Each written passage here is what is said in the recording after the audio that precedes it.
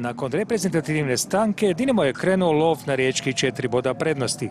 Put u Koprivnicu nije bio nimalo lak. Dosta je još ozlijeđenih, a u srcu Potravine čekao je opasni domaćin. Zadnje dvije utakmice ovdje završile su 0-0, a trener Kopić imao je gotovo sve igrače na raspolaganju. S druge strane, Dinamo je izveo postavu s 9 stranaca, samo su Pivarić i Rok imali hrvatske putovnice. U takvom internacionalnom okruženju Dinamo je odmah krenuo dobro i nametnuo se posjedom. Prvi slobodan udarac nakon rušenja Roga izveo je neprecizno Taravel. U 7. minuti opet je Rog pokrenuo akciju, dodaje na stranu za Pinta, čiji udarac Rozman skreće u korner.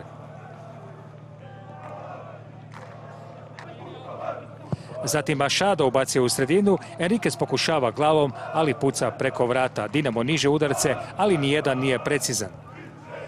U tragičnu figuru utakmice opet se premeće Armin Hodžić. Tek što je izliječio ozljedu Rebara iz Pereja, sudario se s vratarom Slaven Belupa i morao je biti zamijenjen već u 18. minuti. Umjesto njega ušao je Pjaca.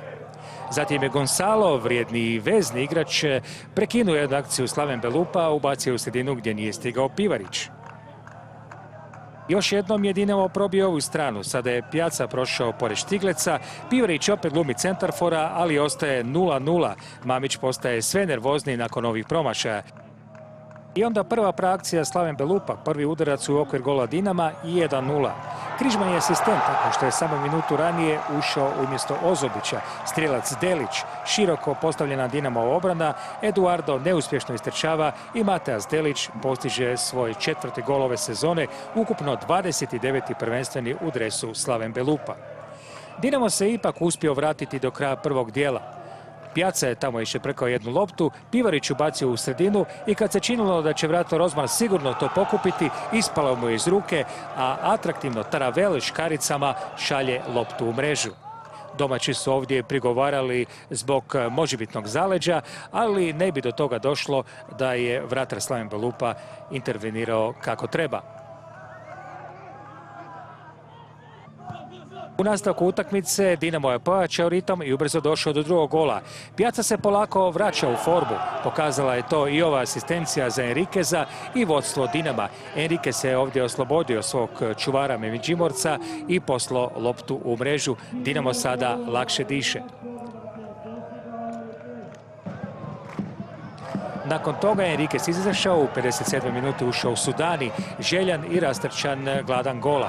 U ovoj akciji 2 puta je pokušavao, ali na kraju je sve zaustavio domaći vratar.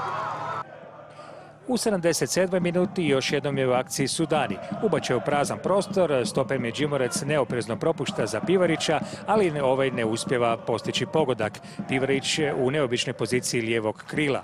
Do kraja utakmice u igru je ušao Ante Ćorić, a bilježimo još i opasan udarac Križmana za kraj. Ipak važna pobjeda za Dinamo, ali trener Zoran Mamić nije previše pričao o utakmici, još pod dojmom velike kazne Arijanu Ademiju. Mislim da je to iživljavanje na nekim, ajmo reći pod navodnicima, nebitnim sredinama, državama, klubovima, jer to je presedan. Biciklisti koji se drogiraju svaki dan, ne znam koji sve sportaši koji koriste doping u neograničenim količinama dobiju po godinu ili ne znam 6 mjeseci ili 3 mjeseca, kazna od 4 godine, to je tragedija.